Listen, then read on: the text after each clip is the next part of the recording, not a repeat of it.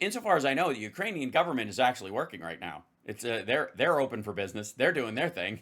That's so funny.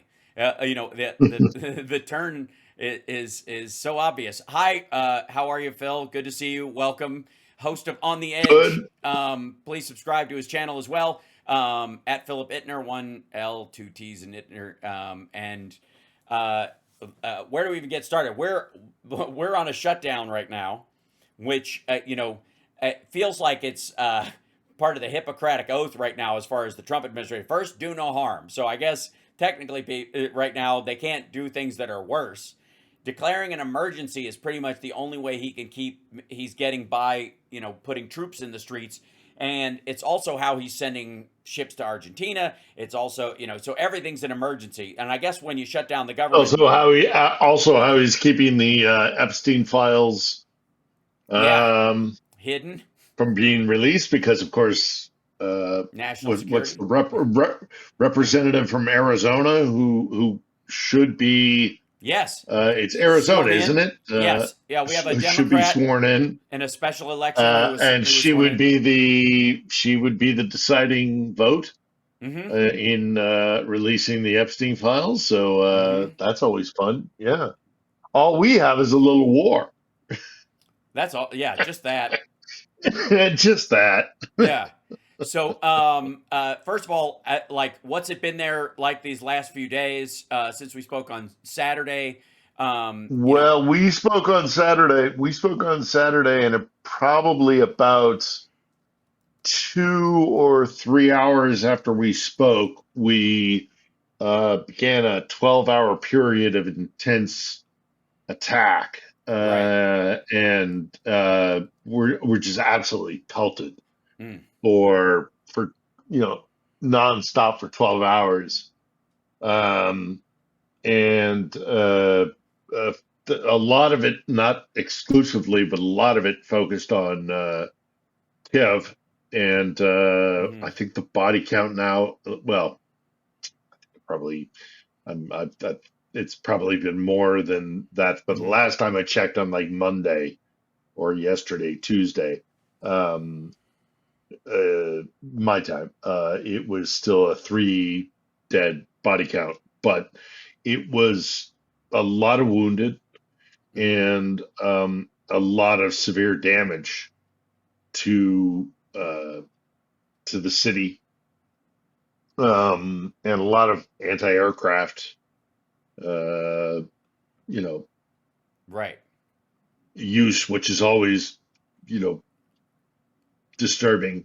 Yeah. And a lot of people seeking shelter. And I mean, I had a drone, a couple of drones exploded right outside my window, basically. Well, I say right outside my balcony. I got up and looked outside of my balcony, which is not the smartest thing to do, but regardless, Right.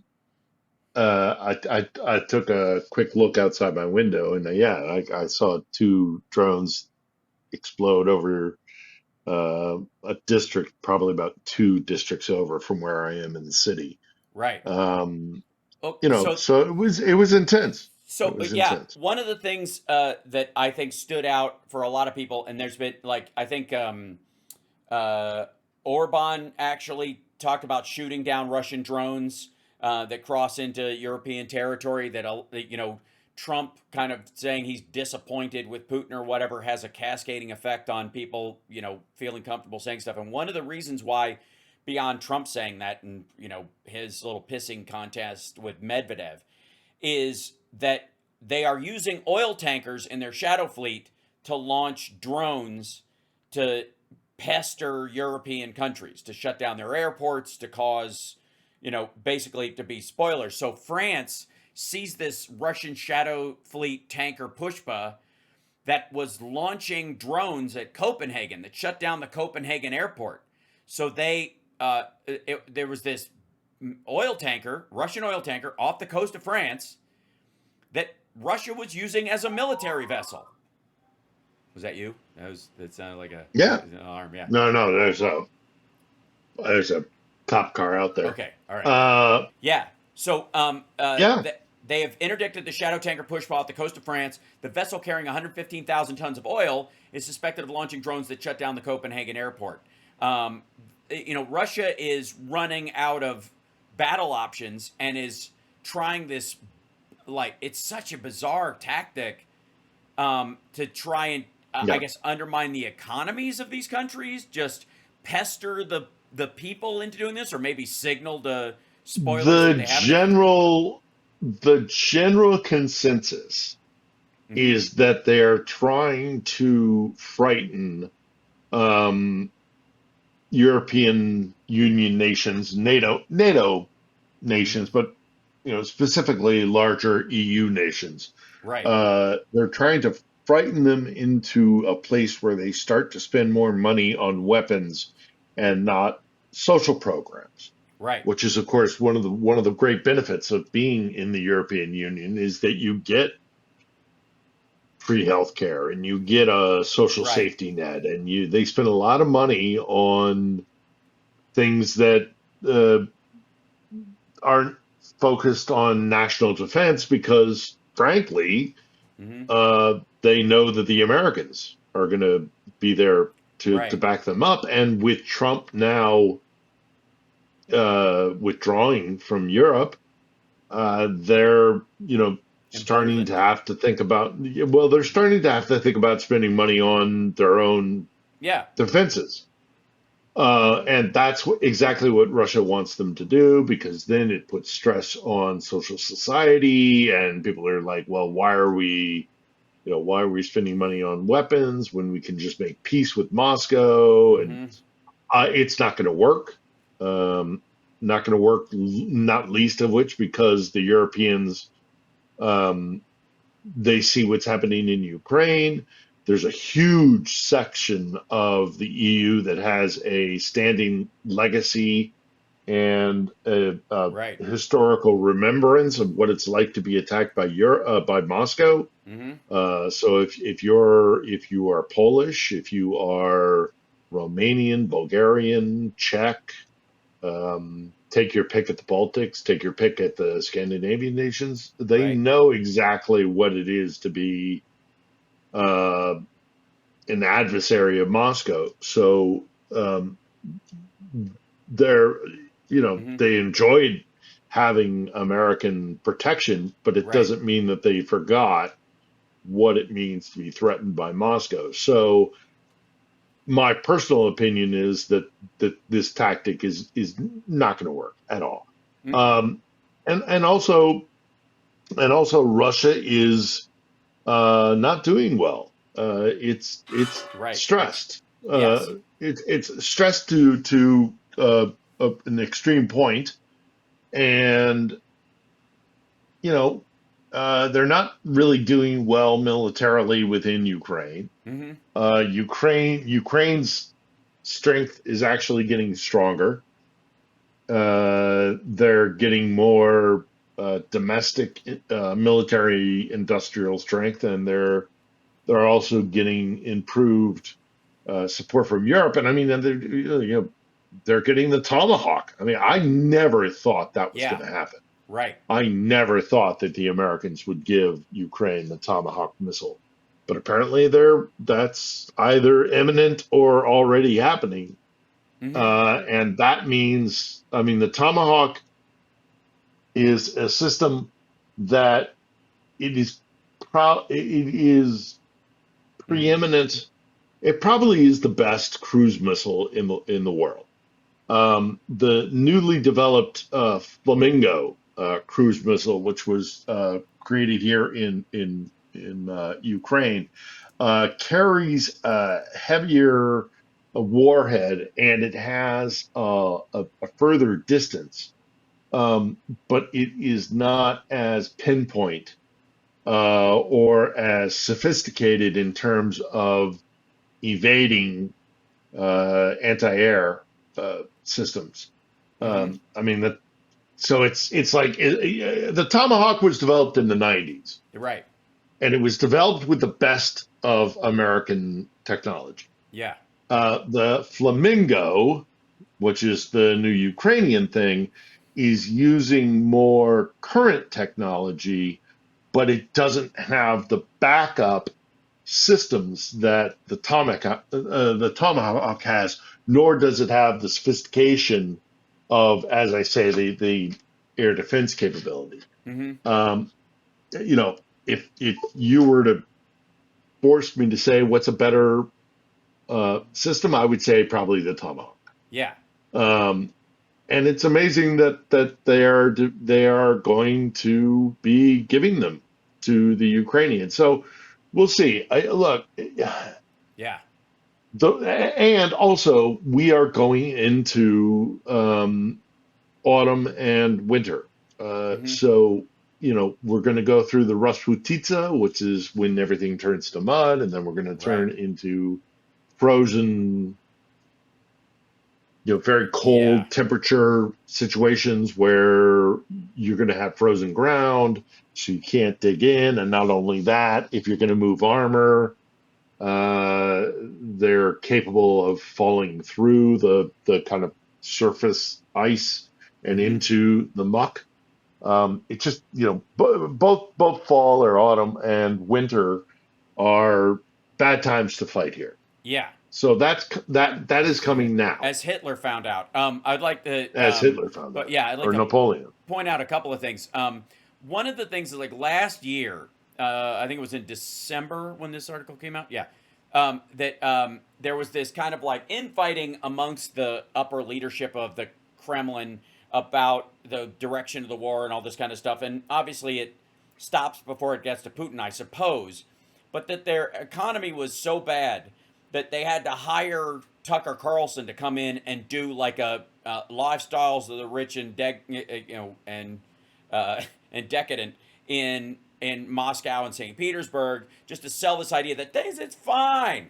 They're doing great. It literally, if you look backwards at the actual economic data that's coming out right now and that was on the horizon but last year, it is abundantly clear that Tucker Carlson either was paid to or ideologically went there to do them a solid, probably both, and that what the purpose of his little gaggle with Putin was, and the promise of having an interview to give him some legitimacy for his brand new channel, was to sell that the economy of Russia is going gangbusters. They don't need the rest of the world. They never did. And screw you guys, we're kicking ass. Impervious to Right, sanctions. exactly. That was specifically what that was all about. Everything else he said around any historical context, any Nazis in Ukraine nonsense that he was throwing in for good measure, the purpose of that entire, like, I don't even know if I call it a documentary, but the purpose of that interview and the subsequent little snippet shows he put up was strictly as a sales pitch that Russia's doing fine, and that it might as well have just been a tourist video. Like, come on and visit Russia. It's perfect right now. The water's fine. That's what the purpose of it was, and it didn't work. And so Russia is shrinking their military budget in the middle of a war when they're on a war footing. That never happens unless you're looking for the door. That's the kind of thing the United States was doing at the end of Vietnam. That's the kind of arguments we're having in the last 10 years of Afghanistan, where people were trying to, maybe if we squeeze the money, the generals won't feel like they can accomplish this, and then they'll start thinking realistically about our military goals inside the country. Like that kind of like civilian versus military leadership thing. But the problem is in the Kremlin, they're completely intertwined. So it's just they're just going to lock arms and sink. And that's what's happening. Yeah. They never had the money to start with. There's this story about how they got $9 billion worth of fighting materials and people from North Korea, but they only paid them 1.2. That North Korea got shafted effectively on this. Here it is. This is the North Korea armed Russia for almost $10 billion, receiving 8 times less in return.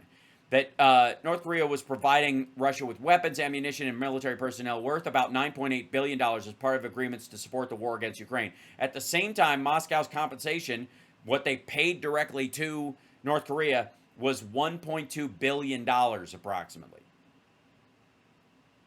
Like they got Well, and there are stories now that they're importing refined um, oil, so mhm, petrol or gasoline. I mean, right, this is an oil producing nation having to, because they can't sell, having to import gasoline, and that's just insane. I mean, we've seen the images of on Russian Telegram, on Russian Telegram channels, which shows yep, lines of cars out there for. I love that. I love that.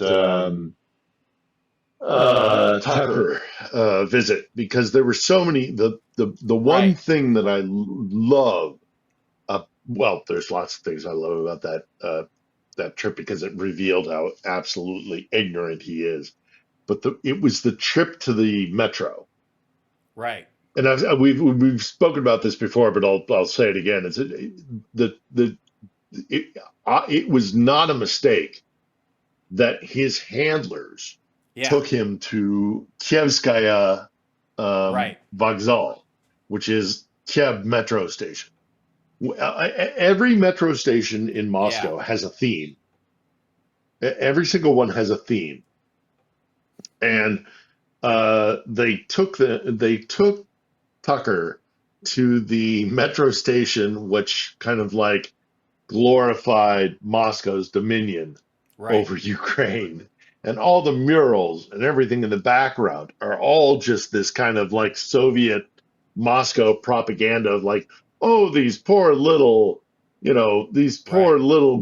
farmers out in Ukraine who were subjugated by the Nazis, and we went and saved them, and the Bolshevik revolution was exported to Ukraine. And all the murals are these like little like mhm, peasant Ukrainians, and right. these great Being kind of helped by like these strong-jawed Soviet big, blonde-haired strong Slavs, jawed, yeah, right? Looking exactly. at look These, staring into the sun like Donald Trump at an yeah, eclipse, right? yeah, and it goes to show that the misunderstanding of the character of Ukrainian people Hmm. doesn't just go back to Putin and his like KGB saying, "Yeah, sure, come on in. It'll be a 3-day war. You can bring your dress uniforms. We'll be greeted as liberators, and we can Hmm. march down the streets of Kiev." And it goes lockstep in the idea of like, you have no idea what this country is about. You really think that you have. It's like if you go to Ireland, and you go to certain churches in Ireland, there are rings on the pillars Hmm. of the churches, because when Cromwell, who was a staunch, like ultra, Hmm. Protestant guy, turned their Catholic churches into stables, Right. and the legacy still existed. It would be like Tucker being there and being like, "Look at these amazing rings on Rings, these. right, Oh right. my God, they're so Yeah. amazing. You could hang flowers. You could hang,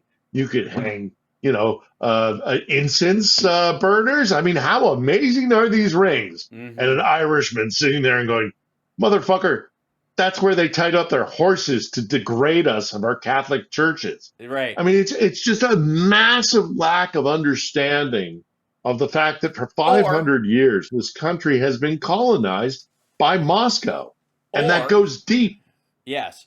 Or it's also a I'm sorry, one second. We're getting a echo. We're good. Okay, I'll work on it. Uh or if I may, he's aware that his viewers are that ignorant of it and is selling that, assuming they will Yeah, never look either way. past it. Yeah, either way. Either way. But I mean, it is the point of being like, I am going to glorify the imperialism of a colonial master Hmm. to its subjugate, and the people watching it sitting there who have been the subjugate of a colonizing power, sitting there and going, "Hey, Hmm. wait a minute. Yeah. I mean, I've said it before a million times, and I am not ignorant of our own history. Hmm. Americans hate Americans, having been a colonized people, hate the idea of imperialism, especially when we engage in it. Right. You know, Hmm. it's the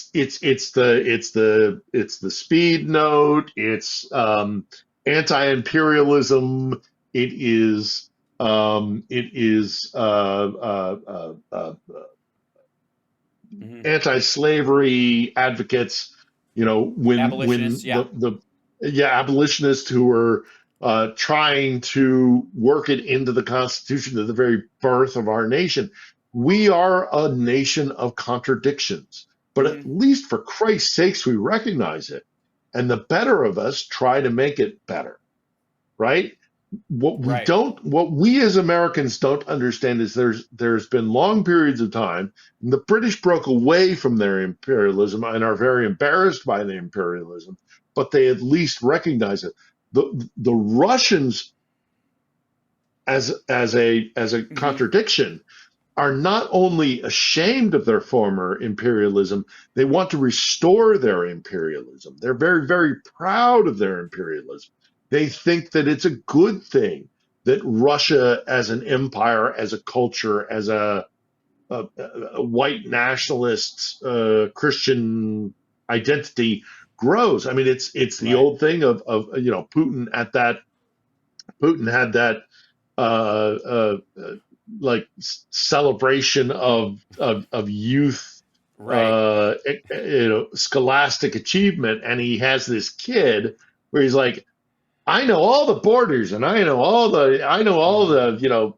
capitals and all the. I'm a 10-year-old Hmm. geography prodigy, Right. and Putin says, what are the borders of Russia? And the kid goes, oh, Russia is in the west. It is bordered by Kaliningrad on the Baltic Sea, and it is bordered by Hmm. Vladivostok on the Pacific. And Putin goes, Russia has no borders. It's Right. like, okay, there we are. Yeah. That's the deal. They're Yeah. still very imperialistic. And as the great now British BOC Hmm. professor Timothy Snyder, he used to be, I think, Harvard or Yale, Hmm. but one of our best professors when it comes to understanding Ukraine, understanding Russia and the former Soviet sphere. Right. Um, he said, all empires have to have a defeat. Yeah. They have to go through that process Hmm. of of losing an imperial war and Right. then having to look in the mirror. And Russia has never really had to do that. Hmm. Even their set, even the wars, the Second World War, where they had the struggle with the invasion, and then subsequently conquered, not liberated, conquered Eastern Europe, or whether it is the great loss of the First World War. They have never and then the rise of the Soviet Union, which divested itself from the legacy of the Russian Empire. They've never actually had to get to a point where they've looked in the mirror and said, "Yeah, you know what? Let's just stay within our borders. Right. Let's recognize that expansion and empire is not a good thing for us." Hmm. They still very much live in the idea that having an empire is beneficial to Moscow. And they're going to lose that. I mean, they're going to lose that in this war. It is a fait accompli. It's already Hmm. done. It's just how many more Ukrainians and Russians have to die. Right. Now, as you pointed out, they're trying to expand this to other European nations because this is a do or die project for Moscow, and it's Hmm. a do or die project for Putin. So if they can expand this and Hmm. terrify Western nations into thinking, oh my God, we're going to get into a third world war with Moscow, that they might be able to negotiate some sort of, the threat of an expansion of the war, that they might be able to negotiate some Do you sort of think deal where, right? Do you think that's the fear yeah, that they're trying to institute with these drone strikes and these like shutting yeah, down airports is like trying to spook people yeah, into thinking the war's on their doorstep and like we weren't involved in this and now we are and try to get. And by the way, I would and no the doubt that there's fake and citizens. drones into Poland, Yeah, drones into Poland, right. drones into Romania. Yeah, no, it's all about, like, you're going to have to start spending more money on military expenditures, Hmm. instead of keeping your people happy with social expenditures, um, that they're hoping that they're going to intimidate other European governments into being like, let's just, Hmm. whatever it is, let's just end this war. Let's everybody calm down, everybody stop. And I don't think it's gonna work. Right. I don't think it's gonna work for a variety of reasons. Well, also Again, not least of which because a lot of these countries remember what it is to be constantly under threat by right. Moscow. One of the things that also came up. See if I can bring this up. That um, Admiral Kellogg said, he Mm, was asked on the news, are you saying though that it's the president's position that Ukraine can conduct long range strikes into Russia? That has been authorized by the president. And Kellogg said, I think reading what he has said and reading what Vice President Vance has said, as well as Secretary Rubio, the answer is yes. Use the ability to hit deep. There are no such things as sanctuaries. That one of the things about this macho posturing bullshit that Hegseth is engaged in is that it's hard to back down from it. And if you're not getting what you want from your promises that he was going to end this war in a day, and Putin's your buddy, and he was going to throw the war just so that you could get good press and a Nobel Peace Prize, and suddenly he's not doing it, then fuck him. And that seems to be the position that they're now currently in. That there are, if you invade a country, and it's hard to parse his his talking points around Gaza, for example, against the backdrop of Ukraine. Somehow, after October 7th, Israel can do whatever it wants inside Gaza, can flatten entire city blocks. It can, roof knocks, but still, right, is driving down these, it's attacking civilian areas because that's where the enemy's hiding, whatever. But it's hard to say it's okay for them to do that, but somehow Ukraine's got to hold back, right? And so they're stuck yeah, there in that place. yeah, yeah. And I also think they have another problem. Mm-hmm. And I think it is that they are There's. coming to it's coming to the realization that actually Ukraine's industrial military complex Mm-hmm. is getting to a place where, like, we're going to do this with or without you. Right. And which side do you want to be on? I mean, again, those who haven't seen last week's episode of On the Edge, it was Mm-hmm. an hour-long interview with a guy who works on drone technology, Right.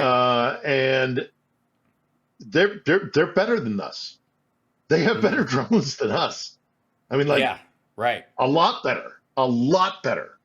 Like autonomous drones. I mean, it's almost a little bit, disturbing how autonomous these drones are getting to be. But Right. they are probably 2 or 3 generations ahead of us in their drone technology. Mm-hmm. And that's not hyperbole. We do big drones. We do, the Predator system, and we do, they do stuff that changes the entire landscape Mm-hmm. of the battlefield.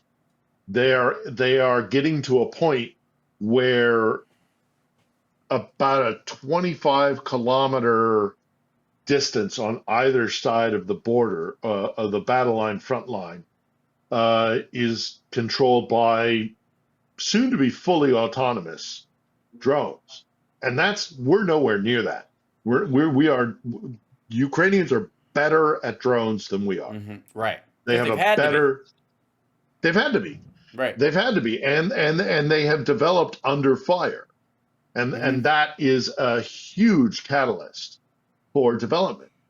And Hmm. they're getting to a point, and then again they have one of the best cruise missiles in the world, only because, really, to be fair, only because they've developed it within the last like 18 months, two Right. years sort of thing, and they use the very latest technology, whereas we have probably, I mean, our tomahawks are better than their flamingos, but that's only Hmm. because that we really put some oomph into the development of the tomahawk, whereas the flamingo was kind of built because they needed it at the moment. Uh, but nevertheless, Right. um, the Ukrainian military is one of the best militaries in the world. I mean, I have no Right. conservation in saying that Hmm. they are one of the best, and I think that I'm sorry, Kellogg in particular Yeah. has gotten to the point where he's like, we'd rather have these guys on our side Yes. Right. than than We're than gonna. to It's be. not even want. It's about need now. Because again, Yeah, what's the yeah, ROI? What's the ROI on backing Russia in this particular instance? Especially if you're exactly. aware, like there's no value in it. Even for Trump at this point, it seems that is starting.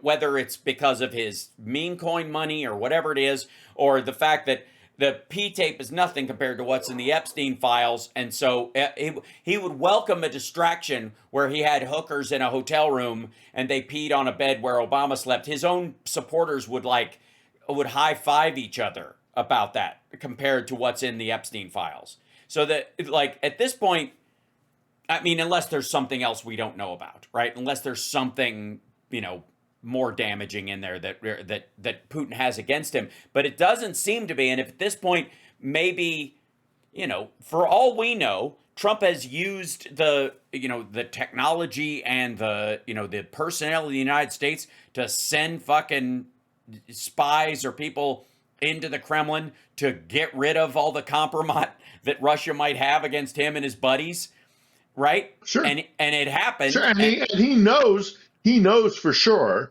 that if the war were to end tomorrow, Putin would be. I Ousted, mean, right? He'd be dead, well, he more wouldn't than be likely. ousted. He'd be dead. Yeah, He'd be dead. He'd be dead. He would suddenly develop some sort of medical right, emergency, and he would be gone within a week. right. Um, and I think he knows that. I still, as you know, am very firmly of the mind that Trump is compromised Mm-hmm. by the GRU. Sure. But America is a stronger country than Russia, Right. and if Trump can be successful in overturning the government in Russia, then that threat, whatever Putin is hanging over his head, whatever the GRU is hanging over his head, it's less meaningful if he knows that he can completely change the power structure within Russia. So I don't know. But not to completely sidetrack our conversation, but I do want to talk a little bit about this thing that happened in Quantico, if I could. Okay. If you Yeah. want to talk Sure. about it now, or if you want to Yeah. Yeah. keep on with the Absolutely. Russia stuff. Mm-hmm. Look, I've covered the U.S. military for 30 years. That Mm-hmm. was disastrous. Mm-hmm. That was Yeah. disastrous. Yeah. It And what was. you're talking, by the way, for It, those watching home, the meeting where Trump and Hegseth arranged for this thing where he was going to give like a shitty TED talk about manhood to all the generals, and they pulled people out of station all over the fucking world, like literally yanked our leadership back for this fucking blather. Like his stuff yeah, was weak and stupid, but Trump's was a fucking, like, it was embarrassing. Like it was we I did the whole thing yesterday on my live stream. We watched the whole speech, and his, like, he was all over the place. His brain is mush. And yeah, and on top of that, like, Hegseth's speech didn't have any value whatsoever. They didn't go, I'm just introducing, I want you guys all together because I want you guys to game out together, maybe in a way you haven't had a chance to, or because you're doing all this stuff virtually over the last few years. We're going to have breakout groups and you guys are going to talk about your particular sphere of influence and any overlap. They didn't do any of that. It was just show up, listen to me fucking pound my chest and give my little fucking stupid TED talk and then Yeah. leave. It was so gross. Yeah, I mean they flew back the commander of military operations on the Korean Peninsula to be at this pep rally. Yeah. What the fuck? It was unprecedented. I know people who are. I still have contacts in the U.S. military, but I know people who are still actively involved in covering the military, and the general consensus was, even before that event happened, that the resentment of being dictated to by a guy who never commanded anything more than a squad in the way of Hegseth, and and of course, the commander in chief is the commander in chief, but there was a lot of resentment and in being kind of like called back for this kind of like show pony, artificial kind of thing. There was a lot of resentment about that, and so when there was no applause when they were leaving or coming to the stage, when there was next to no reaction to obvious things that were meant to be applause lines or things like that. It was one of the worst things I think I've ever seen happen in the U.S. military, and I don't think those one-star generals and admirals and everybody from every stretch of command within the military had to degrade themselves to attending that. Right. That's not going to be forgotten soon. No. I've always had a deep concern ever since the Iraq War that we had an officer class that would probably, when I knew them in the Iraq War, were captains and lieutenants and maybe majors, and who are today maybe lieutenant colonels or one stars. And that's being generous. A lot of them probably stayed at that kind of 0304 kind of level, not the sharpest bulb, not the sharpest tool in the shed, but good soldiers. Yeah. And I know the trauma that they went through in Iraq and Afghanistan, and I feel for those guys. I really do, and it fucked them up. And I know guys like, oh, I'm so glad we're not on the radio. Yes. Yeah, it's okay. No, it fucked them up. These guys are fucked up. And I know guys like Hegseth.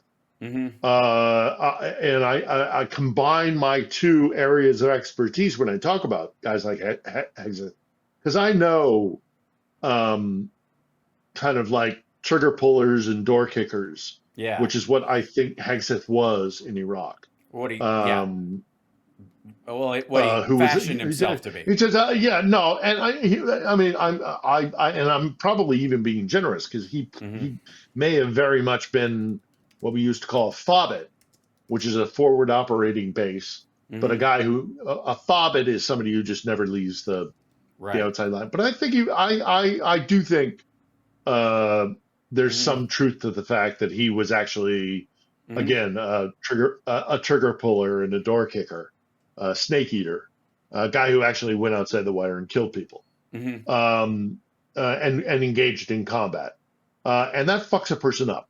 Right. That there is a certain atmosphere that goes with that. Not everybody walks away with PTSD or other mental issues, but I know a lot of guys who were in uniform in Iraq, and I knew them in Iraq, and I could see what it was doing to their mentality and their sense of self, and their identity of like what it means to have your life at risk and also to take a life. And that's not something that's really, really easy to walk away from. So I know those guys, but I Right. also know guys who were taken to New York or London or whatever and put in the anchor's chair in front of a camera, and who were pampered and manipulated, especially in Fox, um, and turned into these awful human beings who had undue influence and power because they got ratings for Right. the. So you combine these two worlds, guys that were traumatized by the war, who were calloused and um, as I say, Hmm. traumatized by the war, either taking life or having your life at risk. And then I know that world where you are just the shit in New York. You walk into the newsroom Right. and you are it. You are the guy. Hmm. And that's why you see the sexual again, especially at Fox. Hmm. Um, the power to abusive sexualization Hmm. and kind of Th- I'm an anchor. I'm right. an anchor on a Sunday morning program. Right. You're a 19-year-old intern Hmm. at NYU, and you're pretty, and Yeah. you want to be on screen. You want to be, and you know that being pretty is part of being on television, and you get the anchor, even if it's the fucking anchor of the Sunday afternoon, whatever. He's still so. All of this combines to this toxic bullshit that Hegseth has, and to see him in front of war commanders, Right. guys that have spent their entire lives sending men to their deaths Hmm. for strategic Or facing it means, themselves, and facing it themselves in a lot of cases and before facing and, on their way and up. facing on their way up, facing it themselves, but then learning what that means, and ultimately then carrying the burden of 3 a.m. waiting to hear Right. how a mission to secretly go into Hmm. North Korea, how that mission went, and you're sitting there on pins and needles Hmm. at 3 in the morning. What that those guys, that caliber of man, whether you like the concept of a military or not, Right. these are men. These are warriors. Hmm. They're war commanders, For the and to record, sit there in yeah. a room and have to listen to a trumped up, trauma afflicted, clearly with some very deep psychological issues. And I don't want to go into the alcoholism thing, but I mean that's in the public record as well. But then also somebody who was a pampered little special boy in the Fox newsroom, where he could you know throw his weight Hmm. around and throw his toys out the pram if he didn't like what was going on. To Right. be dictated by that kind of a man, Hmm. I mean, that's this whole thing. This whole thing was incredibly disgraceful, and Yeah. I don't think it did anything. I think the guys who were on the border of like, oh, we're finally going to have, these guys who were traumatized in Iraq and Right. Afghanistan, who were like on the side of like, oh, we're going to be no more, DEI and no more Right. transsexual officers, and even those guys to sit there in a room and have Hegseth pull that shit like it's the OSU Michigan game, and we're about to go into the second quarter. Right. Standing in front of a It's big like patent flag. I'm gonna exactly. play something real quick. This is the FAFO line. Hold on. Let's see if this plays. To our enemies. FAFO. If necessary, our troops can translate that for you. Another way to put it is peace through strength. God, just fucking like so fucking lame. This is what happens when someone does a like a live reading of tweets as art. You know what I mean? Like where they come out and go like, I'm gonna say in person what I said online, and then you're like, oh, you sound like a dipshit. This is, and by the way, like, and not to downplay the danger zone of being in in Iraq at all during the time that he was there, but he served at Guantanamo previously to his time in Iraq and Afghanistan as effectively like Yeah, it's a cop. yeah, as a cop there, the torture guard, just like watching the facility, as it were. And then when he, in Iraq or whatever, he acted largely as a civilian liaison with the town, with Samara, with the town of Samara. He definitely, oversaw troops, and they were in a danger zone because all of Iraq was. And it, one of the big moments was allegedly that the vehicle he was in was hit by a rocket-propelled grenade that didn't go off. It was a dud.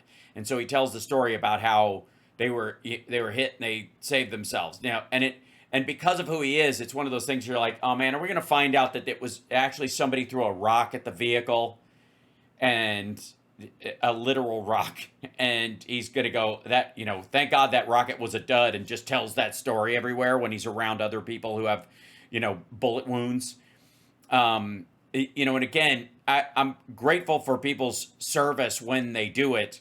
But the idea that they can commandeer the work of other people, and Peter Principle their way to the top of the organization that they have no understanding of. The fact that he is running the entirety of what is the Pentagon right now, and he has none of the organizational skills or the awareness of the different arms, so much so that he would, and this is no greater example than the idea that he thinks he could pull these guys out of station, have them fly to DC, some of them flying 8,000 miles to get there to listen to this fucking drivel that he thinks is going to be part of his presidential campaign next time, when he's either running against J.D. Vance or running to be J.D. Vance's VP, which is exactly what this was. Let me be abundantly clear. This whole thing set up by Pete Hegseth was an ad campaign, because he is under the impression, and they have seen the numbers, that Vance cannot marshal MAGA the way Trump did, and they need a macho dickhead with a mythology of the media behind him. And Hegseth thinks he's it. That's what this is. Yeah. That's what that whole thing was. He was filming a fucking ad, and Trump knew this. That's why he wanted to show up and participate in it. Yeah, that I was really upset and deeply disturbed by that performance, and it's not a competition. Combat is combat, and it's not a competition. But I was in a Bradley that got hit by 7 RPGs.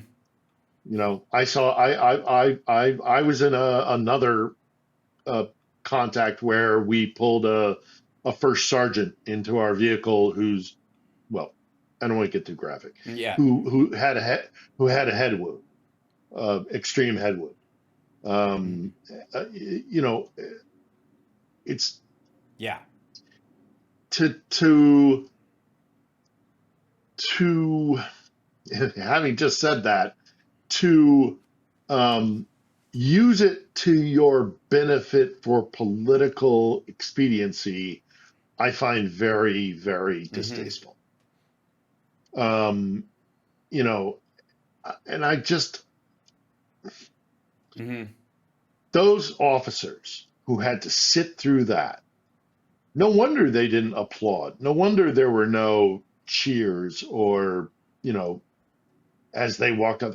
I think that did a lot of damage when it comes to, and the whole threat of, like, we have to worry about the enemy within, and we're going to start talking about deployment to our own cities.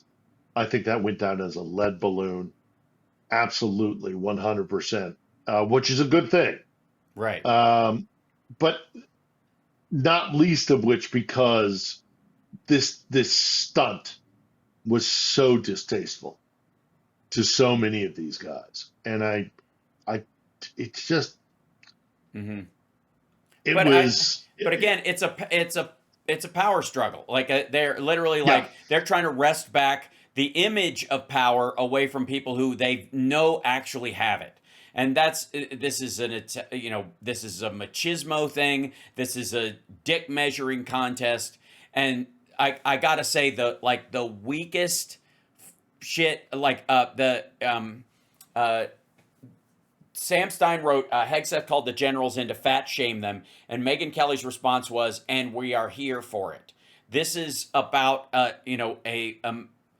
them patching a giant fucking macho hole in Donald Trump. Yeah. It's just, and they know it, and he looks weaker by the day. It's just increasingly pathetic. And Hegseth And never looked strong, and that he's there again. This is a PR campaign aimed at a specific audience because Trump is looking weak, and Hegseth, is hoping he could come in and scoop some of this power away and look, more like chiseled, and he look because Vance is such a fucking dweeb that he thinks he can snatch away MAGA from him, and he very well may be right to some extent. Not enough to, drive the rest of the electorate in his direction, but he thinks this is the winning ticket for himself. He used his power as the new Secretary of War, and this, like the ability for the Secretary of yeah, Defense to call it I'm to not going to make call it the Secretary of War. I'm no, not going to call it the Department of War. I've never the excuse there is silly. you need no, and I'm sorry to Yes, no, it's okay break in, but I feel really strongly about with air this. quotes, right? Yeah, You cannot. It is not the Department of War. It is the Department of Defense. It takes congressional vote to change it from the Department of Defense. That is not an executive decision. That has to be put to a vote. yeah, And until right. it is still the Department of Defense. Yeah. It's That's not why the nobody Department of reacted to War. it. It's Trump bullshit. kept saying like nobody reacted to it, and like because it's not a thing. It's just Yeah. it's just it's some You nickname. made that up. Yeah, it's like why don't you call it? It's like calling Marco Rubio Little Marco. That has the same impact. But the point I'm trying to make is this air quotes as the new head of the No, I didn't mean as an to. I excuse to didn't, but I bring feel people very in. strong. Yeah, of course. No, but I But he feel used it very, to very bring strongly about that.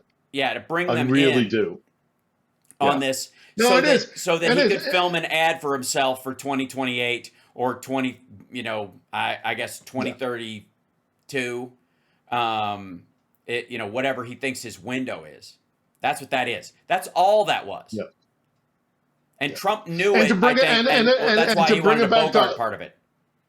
and to bring it back to my neck of the woods as well is that there is also the stark contrast to a guy like Volodymyr Zelensky, Hmm. who has had assassination teams sent Hmm. after him, Hmm. who lives in a city Hmm. where nightly get rockets and drones getting shot at us. I mean, this is the real stuff. And, I think there's also the contrast there, Right. where it's like I think there's a problem when it comes to Hegseth in particular, but Trump to a lesser extent because of his pathology.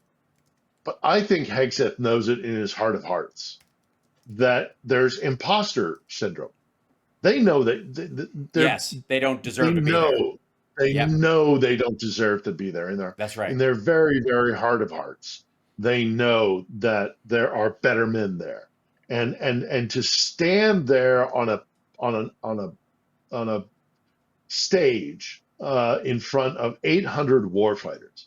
God, as we have already mentioned, probably a lot of guys who have actually had lost friends, who've been in combat, who've felt the fear of combat, who've felt the responsibility of leading other men into combat, to be lectured Hmm. by these guys is it's so deeply offensive and wrong, and as delusional as they are, and especially like sadly the president himself.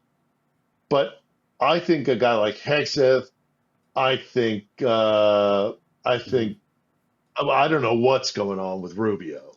Right. But all Tulsi Gabbard, all these. I think so many of these people know that they don't know what they're doing, Hmm. and they're running at double speed to try and persuade the rest of us that they know what the fuck they're doing when we all really know they don't. Right. Kash Patel. I mean, the whole thing with the shooter. With what happened to Charlie Kirk. I mean, Hmm. uh, these guys, they all know that they're out of their depth. I think they really do in their heart of hearts, unless they are so far down the path of some sort of psychological self-delusion. They know it. They know in Hmm. their heart of hearts that they don't deserve to be where they are. And I feel really bad for those guys. I feel really bad for those officers, and I don't like officers generally. Some I like more than others. Sure. But you know, uh, Hmm. those guys sitting there who are professionals, they're war fighters, Hmm. and they had to sit through that. I mean, Yeah. it's bad. The Well, whole thing again, is bad, ultimately, bad, the bad. military, like I said, the military is like a gun in that the worst day of your life is the best day of a gun's existence. When you need it and it has to be there and it has to do something awful because it's a choice between that and your own demise. That's the best thing you can say about it. You don't have to be happy that it has to exist. That's sad, but you don't have to deride it for its existence in the same regard. You must recognize its function and that it matters whose hand it is in. That you don't want it in the hands of a crazy person or someone who's vindictive or stupid. And in the case of Donald Trump, we have all of the above. And all it was a reminder that the people that are currently overseeing what would be the function of our military, which is one of the most dangerous organizations on the planet, are sycophants and dumbasses. Hegseth is a dumbass. And he and Donald Trump both have the ability to direct all of those generals to do stuff. And if it's Yeah. within even the remotest legal structure, like the authorized use of military force, they can do some crazy damaging shit. And so it matters who's in charge. And so for the people, again, who like hung up their vote or half-assed it or thought that it was a coin flip between Harris and Trump this time around, or Biden and Trump, or anybody and Trump, recognize that not only are you seeing like the impact they're having on the jobs market, the impact that they're not having on prices, but the fact that you and the ability to control the SCOTUS for perhaps a generation, because make no mistake about it, the oldest members of the SCOTUS, if we start getting near the end of Trump's term and he's still around and has any brains left, or even if it's just Vance, there's going to be tremendous pressure put on them legally, like, hey, if you don't step down now and let us replace you, we're going to let the Democrats go after you and impeach you next time around because we know what you've been up to in the case of like the graft around Clarence Thomas, for example.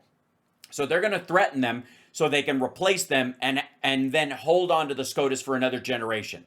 That power to even toy with the idea of handing that over to someone like Trump, or is in the same boat as handing this over, the military over, to somebody like Trump and Hegseth.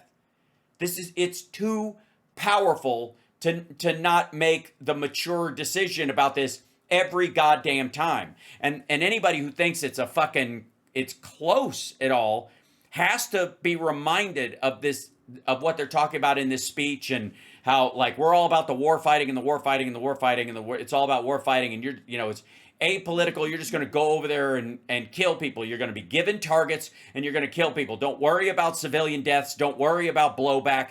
Don't worry about any of that stuff. Not our fucking problem. What we want is macho fear.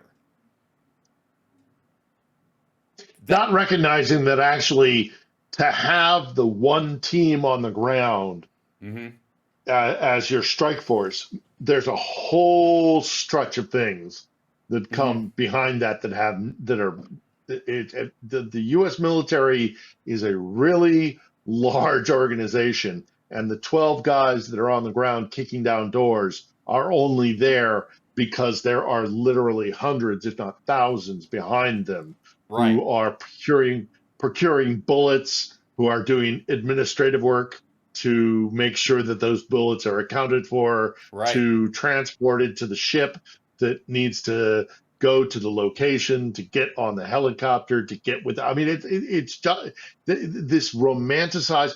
The last thing I will say about this is, I would be willing to. There is a reason why there is the old saying that no one hates war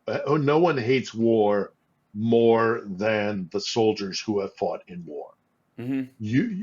I would be willing to bet, and I don't know his entire biography, but I would be very willing to hazard a guess that Pete Hegseth has never seen a man die in combat. And I have seen men die in combat. And I never want anybody to see that again.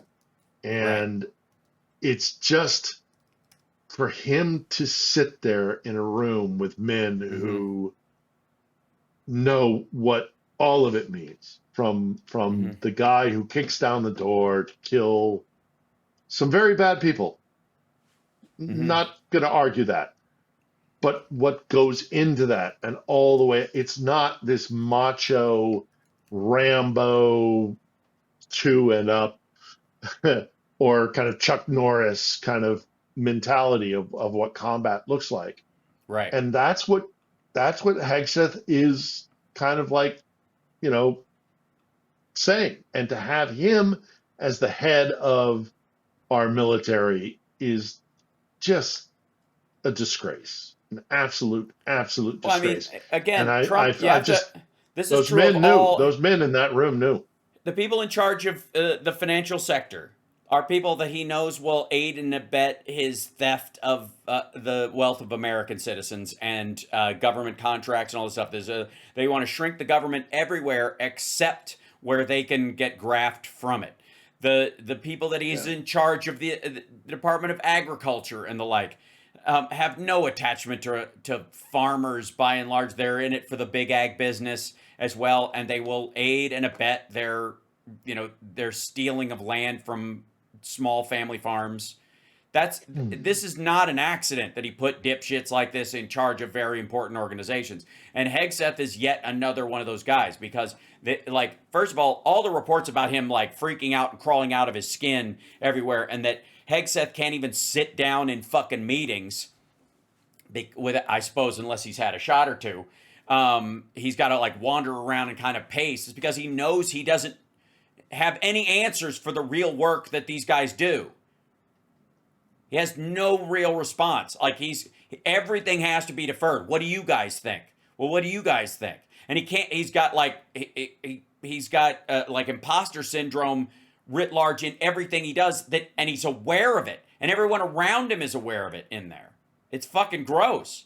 But the point is, he's not there because of that. He's there because he looks the part, according to Trump, and he will assist Trump in whatever graft he wants to get, whether it's giving, bigger arms to Israel or selling arms to people regardless of what they do with them, so that he can make money through the military that he can use to patch the hole in the budget that's caused by his tax cut. That's it. He doesn't give a shit. I appreciate you being here, and we went a little bit over, but I want to remind everybody to check out. We did. The recovery we're going to have to go through after this is just going to be so hard. Exactly. But it can be done. And like I said, I think It can be done. Well, we don't have a choice. We don't have a nope. choice. We're going to have Yeah, to. we We're got to going do to it. have to fix it. We can. That's right. We've Yep. done it before. We'll do it again. Agreed. Nice talking to you. Yeah, we went Yeah. a little over. I will see you on Saturday for the radio show. We're Yep. filming tomorrow for next week's On the Edge. episode, Mhm. maybe even the next 2 weeks episodes. And so we will keep putting stuff out. And if you haven't seen last week's episode, which was all about drone technology and how Ukraine is at the forefront of drone technology, go check that out. Yeah, exactly. Appreciate it, brother. Thank you so much for being here. All right, man. Be Take safe. care. Okay, there he goes. Ladies and gentlemen, Philip Ittner, off he goes.